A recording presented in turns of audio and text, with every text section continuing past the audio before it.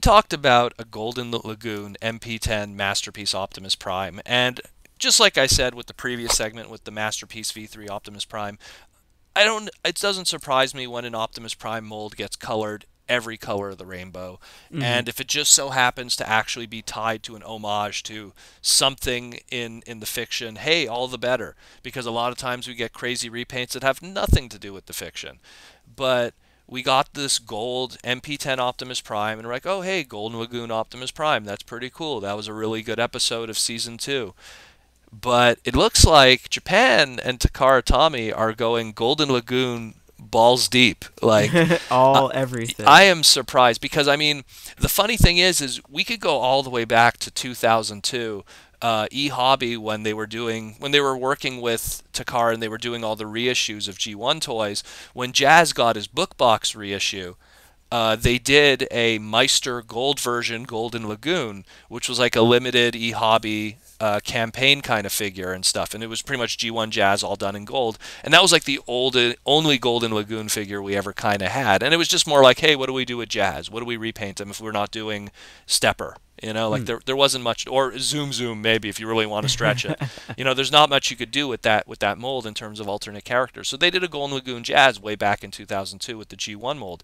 Now we're like, oh man, they're going crazy here because so we have first the MP-10 Convoy Golden Lagoon, which we already know about. That's going to be 15,000 yen, which is going to be sold at Wonderfest Summer Edition, which is going to be next month on the 29th in Japan. So that's going to be a limited release.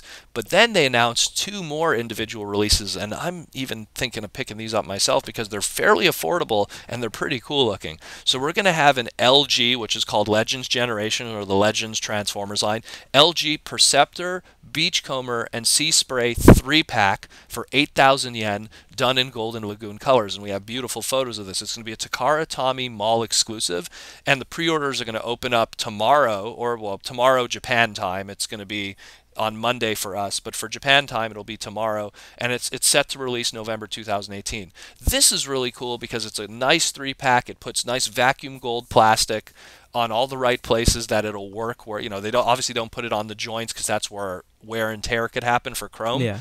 but they put it in all the right places. It looks really great. And again, there's a Golden Lagoon Beachcomber there, which is the most important. I mean, Seaspray is really good too because he was one of the first one to jump into the lagoon. Hmm. Perceptor was the one who was inspecting it, so it's really cool that they chose those characters because those Ah. three characters were really key in that episode.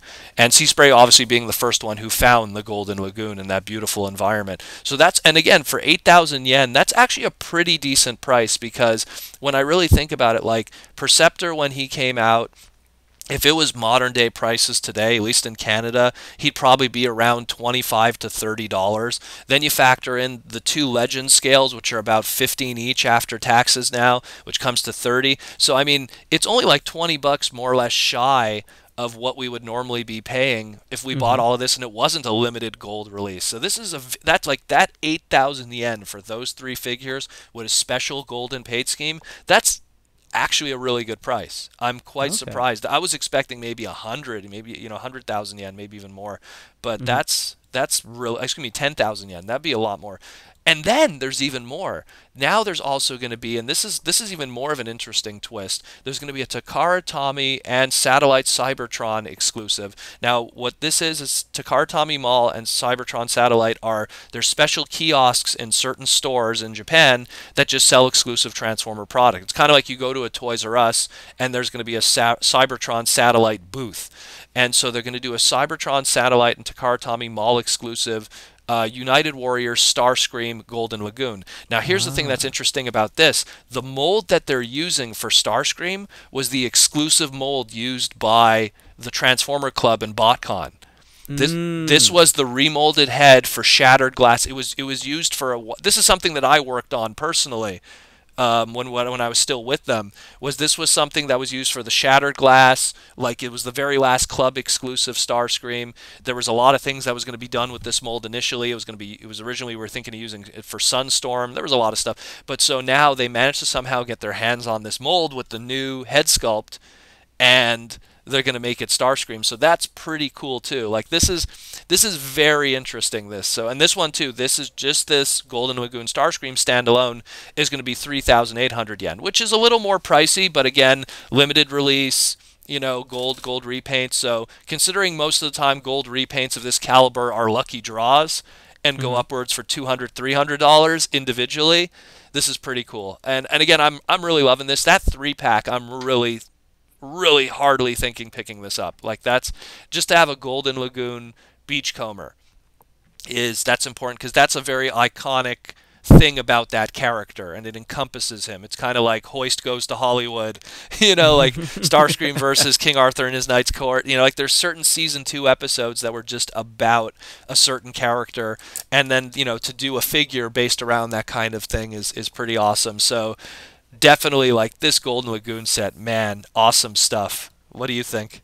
I'm surprised because like when I first originally saw the picture, it was just a display case, and I'm like, what is all of this? And what's all this gold? Yeah, I thought Goldmember came by and he was like, gold, I like gold, and I'm impressed. The fact that it all kind of ties in, and they also throw in MP-10 Optimus, and they also throw in a Starscream, is pretty cool and impressive. I guess they're just going all out on these last few waves, I guess is the way to put it. Yeah, well, and you know what it is? I think it's because, and this is something that people have been speculating, because this time around, Japan isn't going to have their own exclusive kind of repaints of our mainline classic stuff. Like Power of the Prime is just being imported one for one with no changes. Even the packaging's more or less the same.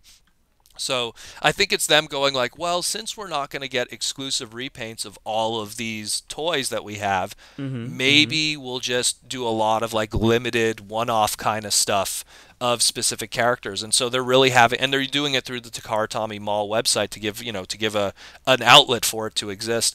And also I would just like to add, like exactly what you said before, where all 3 of these characters and Optimus were in that episode. Yeah. And so we actually have the molds for them, like brand new versions of them. Why not use them? Well, and especially like it's something too that, I mean, the funny thing is in the case of Seaspray and Beachcomber, those are 2 characters that you say to yourself, well, what else do you repaint those into? Both of those characters did have Generation 2 Chrome reissues, where like both Beachcomber was done in a more like greenish kind of like chrome in G2, and same thing. Seaspray had like just a bluish kind of chrome, but that's literally it for those repaints of those characters, unless you want to go into, I don't know, like doing like GoBot homages or something, which they did a while back. And it's the same thing, like with the case of Perceptor. What could you do? You could either do show accurate, toy accurate, or Magnificus which was like an evil black repaint, but that was already done. There already was a Magnificus Perceptor repaint done. So this is pretty awesome stuff. I really dig this a lot. Now, the crazy thing is now Golden Lagoon is up to 6 figures based on that episode if you include the G1 Jazz. So that's pretty crazy that this one singular episode that had like, again, it was one episode. It was never referenced ever again since then, like in terms of in-story fiction, and yet it has already 6 figures now based off of that one episode. So that's pretty darn cool. And again, if all of this didn't exist and it was even just the gold Beachcomber, I would still be excited because because that was his standout episode that really showed what that character was about, and it's cool to just get a figure of him based off of his standout episode.